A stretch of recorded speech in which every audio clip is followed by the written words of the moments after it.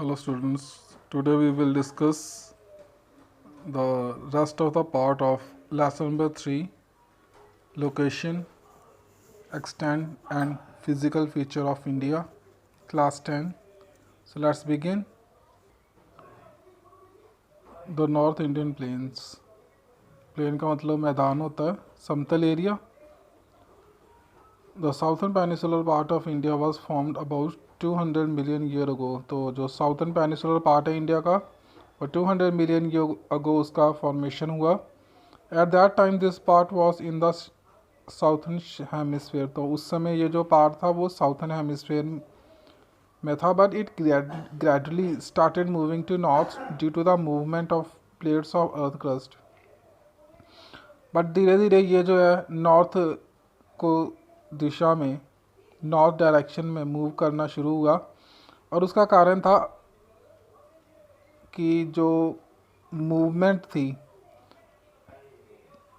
अर्थ की प्लेट्स की, this part collided with the mainland of Asia. तो ये जो पार्ट था ये एशिया के मेनलैंड से टकराया. In this process the portion in between was folded and elevated to form the mountain ranges of Himalaya.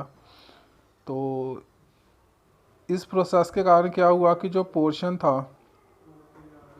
इन दोनों पार्ट्स के बीच में वो फोल्ड हुआ और ऊपर को उठा और उससे हिमालयन की जो माउंटेन रेंजेस है उनका निर्माण हुआ.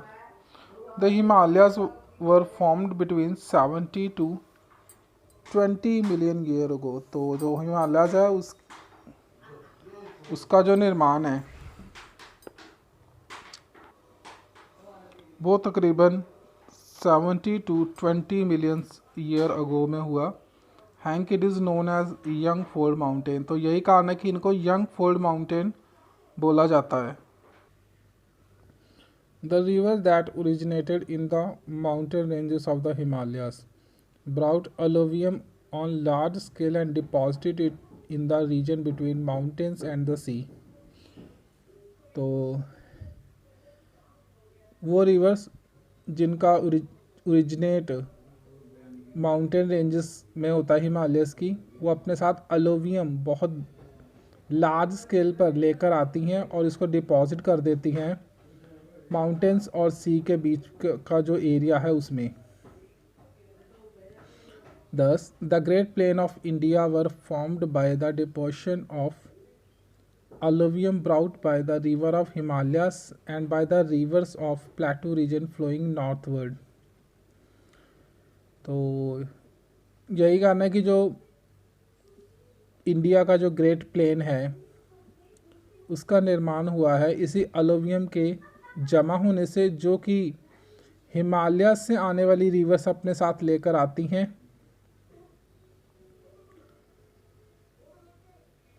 और जो नदियाँ प्लेटू रीजन की नॉर्थ वर्ड डायरेक्शन में फ़्लो करती हैं उनके द्वारा जमा की गई अलुवियम से. तो कहने का मतलब कि ये जो इन दो साइड्स की जो रिवर है इनके द्वारा डिपॉजिट की गई अलुवियम के कारण ही इस एरिया का निर्माण हुआ है. The depth of this alluvium deposit varies from 780 meters to 8000 meters. तो अगर हम गहराई की बात करें इस अलुवियम डिपॉजिट्स की, तो ये इसकी जो मात्रा है, इसकी गहराई की जो मात्रा है वो अलग अलग है, जो कि 780 मीटर से लेकर 8000 मीटर तक है. These plains extend from Rajasthan to Assam. तो ये जो मैदान है इनका फैलाव राजस्थान से असम तक है. At the foot hill region of the Himalayas we find depositions of pebbles, gravel and sand which is collectively termed as Bhabar. तो हिमालयस की जो फुट हिल रीजन्स हैं वहाँ पर हम इन पेबल्स, ग्रॉल्स और सैंड की जो डिपोर्शन है उसको देखते हैं, जिसे कि हम भाबर के नाम से जानते हैं। तो पेबल्स जो है वो पत्थर कंकड़ को कहा जाता है। Terai plain found to be the south of Bhabar region, तो जो तराई का प्लेन है वो भाबर रीजन के साउथ में स्थित है।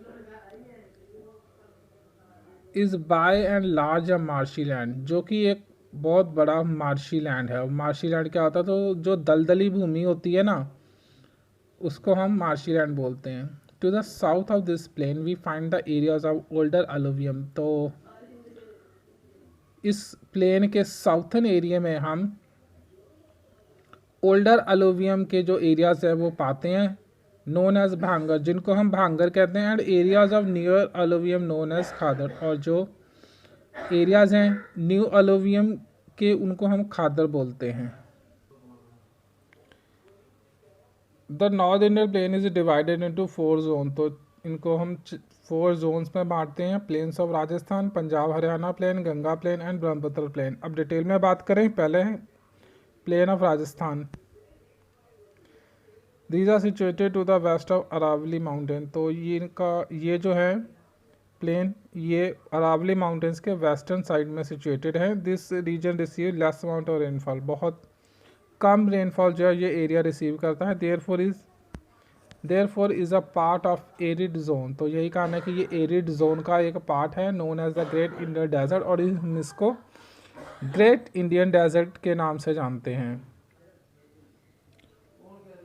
अब दूसरा पार्ट है the Punjab Haryana plain. These plains are very fertile, तो ये जो प्लेन है बहुत ज़्यादा फर्टाइल यानी कि उपजाऊ है। As these are found by the alluvium deposited by the river such as Sutlej, Beas and Ravi, क्योंकि ये जो प्लेन है इसका जो फॉर्मेशन है वो सतलुज, ब्यास और रावी रिवर्स के द्वारा लेकर आई गई अलुवियम के जमा करने से बना है। These perennial rivers provide ample water for the development of agriculture in this region, तो ये जो पेरिनियल रिवर्स हैं, अब पेरिनियल रिवर्स क्या होते हैं, तो पेरिनियल रिवर्स वो रिवर होते हैं जिनमें सारा साल हर मौसम में जो वाटर है, जो पानी है वो अवेलेबल रहता है। तो यानी कि जिन रिवर्स में कंटिन्यू वाटर की सप्लाई होती रहती है हम उनको पेरिनियल रिवर्स बोलते हैं। अब क्वेश्चन ये है कि ये जो इनमें मोस्टली जो वाटर आता है तो वो आता कहाँ से, तो जितने भी पेरिनियल रिवर्स हैं ज़्यादा करके नॉर्दर्न इंडिया में देखने जो पेरिनियल रिवर्स हैं, तो इनमें जो हिमालय के जो माउंटेन्स हैं उनकी जो आइस है वो मेल्ट होके सारा साल पानी के रूप में इनको मिलती है, तो यही कारण है कि ये पेरिनियल रिवर कहलाते हैं। तो ये जो पेरिनियल रिवर्स हैं ये एम्पल वाटर यानी कि पर्याप्त मात्रा में पानी उपलब्ध कराते हैं, जो कि एग्रीकल्चर की डेवलपमेंट के लिए बहुत ज़रूरी है। These fertile plains are scattered in, तो ये जो फर्टाइल प्लेन्स है ये पंजाब हरियाणा और हिमाचल तक फैला हुआ है। अब उसके बाद बात करते हैं द गंगा प्लेन की। तो these plain extend from the catchment of Yamuna in the west to the Bangladesh border in the east. तो कैचमेंट जो है वो जलग्रह को कहा जाता है, जहाँ पर पानी जो है वो स्टोर होता है या पानी जो है वो कंटिन्यू मिलता है। तो ये जो प्लेन है ये यमुना के जलग्रह है जो कि वेस्ट में है से लेकर बांग्लादेश बॉर्डर जो कि ईस्ट में है वहाँ तक फैला हुआ है। The Ganga plain are very fertile, तो बहुत उपजाऊ है, फर्टाइल है ये। Rivers such as Ganga Yamuna and their tributaries drain through this region. So Ganga Yamuna और उसकी जो सहायक नदियां हैं वो इस एरिया में जो है वो पाई जाती हैं। The region has very gentle slope, तो इस एरिया की जो स्लोप है वो बहुत ज़्यादा जेंटल है। Hence this region is densely populated, तो यही कारण है कि ये एरिया बहुत ज़्यादा पॉपुलेटेड एरिया है। To the development of agriculture, industry, transport and town. तो उसका कारण है कि यहाँ पर एग्रीकल्चर, इंडस्ट्री, ट्रांसपोर्टेशन का जो है वो बहुत ज़्यादा विकास हुआ है, फैला है ये। द ब्रह्मपुत्र में प्लेन, तो ब्रह्मपुत्र प्लेन की बात करें, it is a depositional plain surrounded by high mountain. तो ये एक ऐसा प्लेन है जो कि हाई माउंटेन से घिरा हुआ है। These plains cover the areas on both the sides of river Brahmaputra. तो ये जो एरिया है ये ब्रह्मपुत्र रिवर की दोनों साइडों को कवर करता है ये प्लेन।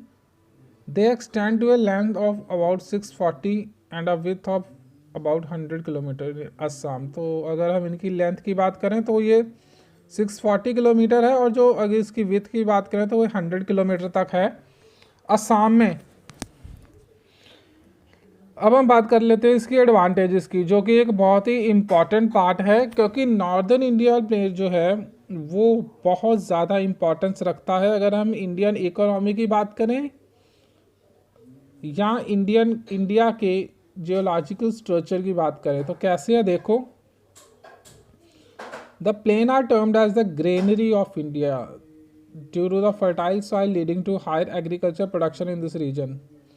तो ग्रेनरी जो है वो खाद्यान्न को कहा जाता है, अनाज को। तो इस प्लेन को, इस मैदान को भारत का अन्न भंडार भी बोला जाता है, खाद्यान्न बोला जाता है, क्योंकि मिट्टी बड़ी उपजाऊ है, जिसके कारण एग्रीकल्चर प्रोडक्शन बहुत ज़्यादा होती है। Agriculture is develop more due to the presence of many perennial rivers and canals that provide the necessary irrigation facilities. तो इरिगेशन का मतलब सिंचाई होता है, आप लोग जानते ही होंगे, और कनाल जो है वो नहरों को बोला जाता है।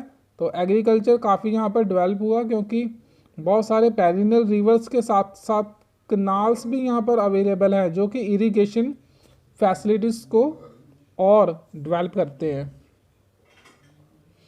Due to high ground water table the region is also famous for well irrigation. क्योंकि यहाँ पर ग्राउंड वाटर टेबल यानी कि यहाँ की मिट्टी में जो पानी की मात्रा है वो काफ़ी ऊंचे लेवल पर है, तो ईज़िली कुएँ खोदे जा सकते हैं और फिर उनसे सिंचाई की जा सकती है। और ऐसा ही यहाँ पर किया जाता है, कुओं से सिंचाई की जाती है। Many rivers are navigable due to gentle slope of region, therefore even inland water transport is well developed.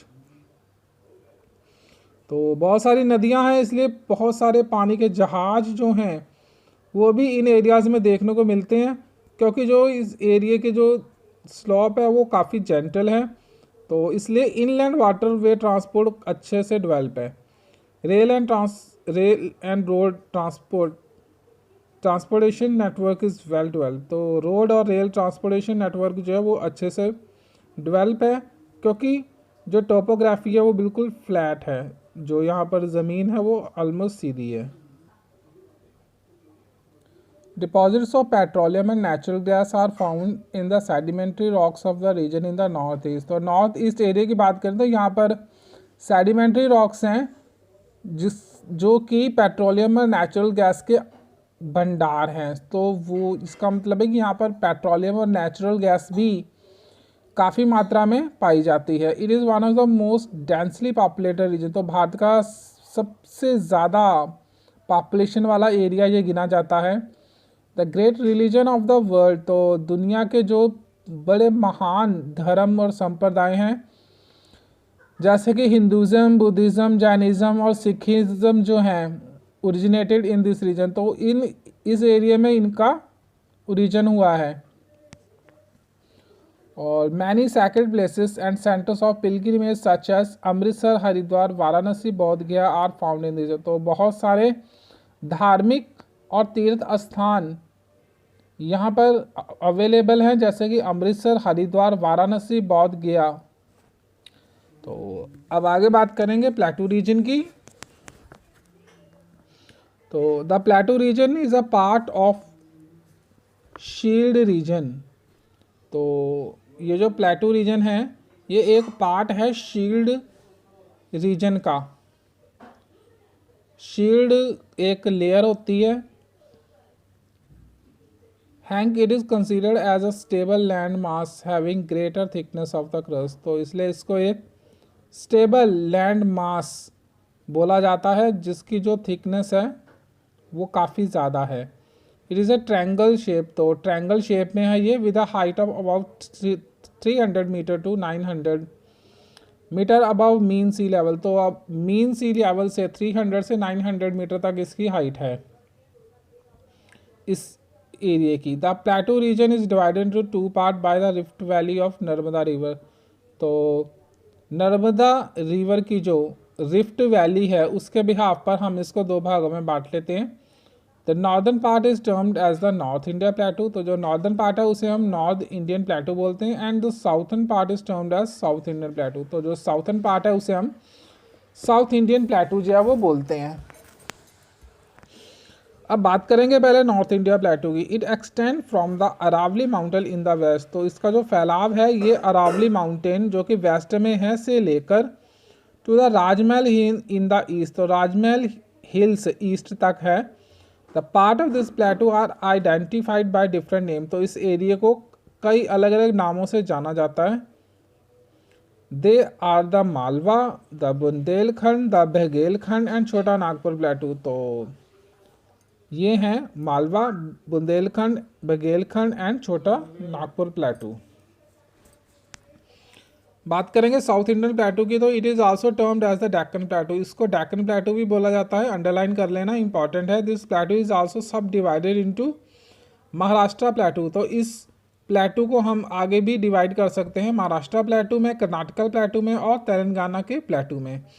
The western घाट और Sahyadri forms the western boundary of south India plateau, तो वेस्टर्न घाट या सह्याद्री जो एरिया है उसे वह है साउथ इंडियन प्लेटू की western boundary का निर्माण करता है। Kalsubai is the highest peak in the Sahyadri, तो कलसूबाई जिसकी ऊंचाई 1646 मीटर है वो हाईएस्ट पीक है सह्याद्री की। अब यहाँ पर आप इसको डिटेल में देख सकते हो।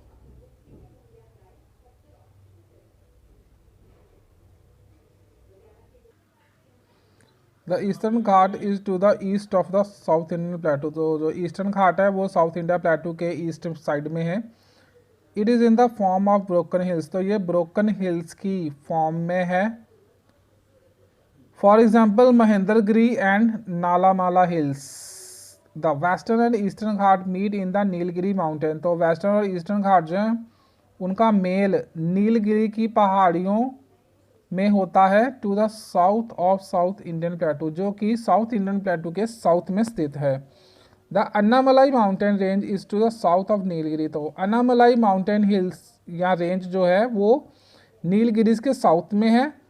Anamudi is the highest peak in the Annamalai range which is the highest peak in south India, तो अनाईमुदी जो है हाईएस्ट पीक है अन्नामलाई रेंज की, जो कि हाईएस्ट पीक है साउथ इंडिया की,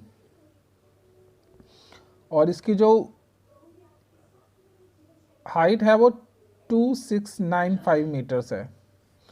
अब इम्पॉर्टेंस क्या है इस प्लेटू की वो देख लो। The plateau region has rich deposit of metallic and non metallic minerals, तो बहुत सारे मेटालिक और नॉन मेटालिक मिनरल्स जो हैं वो इस प्लेटू रीजन में पाए जाते हैं, जैसे कि आयरन और copper, bauxite, manganese, gold, silver, zinc. Non metallic minerals such as mica, diamond, precious stones are also find, तो कुछ नॉन मेटालिक मिनरल्स जैसे कि माइका, डायमंड और प्रीशियस स्टोन भी इस एरिया में पाए जाते हैं। The plateau is mainly covered by black cotton soil, तो ये जो प्लेटू है ये मेनली ब्लैक कॉटन सॉइल से कवर्ड है। This soil being fertile used for the cultivation of many crops, तो ये भी सॉइल काफ़ी फर्टाइल होती है और इसमें कल्टीवेशन की जाती है कई सारी क्रॉप्स की। It provide various types of building material, तो बहुत सारा बिल्डिंग मटेरियल भी इस एरिया में पाया जाता है, जैसे कि basalt, marble, Cuddapah. The forest of this region provide valuable wood, तो इस एरिया में जो फॉरेस्ट हैं वो बहुत ज़्यादा वैल्यूएबल वुड प्रोवाइड करते हैं, जैसे कि टीक, साल, महागोनी एंड कई मैनी अदर फॉरेस्ट प्रोडक्ट। इसके अलावा बहुत सारे दूसरे फॉरेस्ट प्रोडक्ट। तो many river with steep slopes in their course provide good opportunities for the development of hydro power generation. तो बहुत सारी रिवर्स जिनके जो स्लॉप्स हैं काफ़ी स्टीप हैं, वो अच्छी अपॉर्चुनिटीज़ प्रोवाइड करती हैं हाइडल पावर जनरेशन प्लांट्स को लगाने के लिए।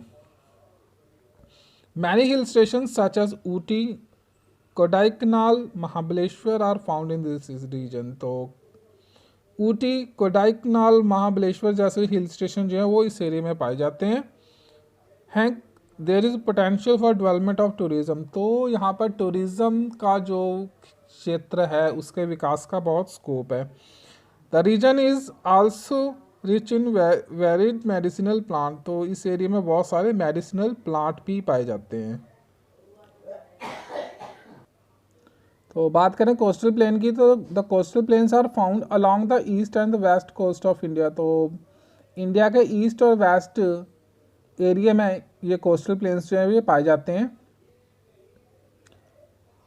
Eastern coastal plain it extend from river Subarnarekha along the west Bengal. तो इसका जो फैलाव है ये रिवर सुबर्णरेखा वेस्ट बंगाल के साथ Odisha border to Kanyakumari in the south. तो उड़ीसा बॉर्डर जो कि कन्याकुमारी तक है साउथ में, वहाँ तक है। This area is much wider than the western coastal plain. तो वेस्टर्न कोस्टल प्लेन से ये एरिया काफ़ी वाइड है। The western coastal area is indented and the sea is deep. Hence sea ports such as Mumbai, Marmagao, new Mangalore और Kochi are found here.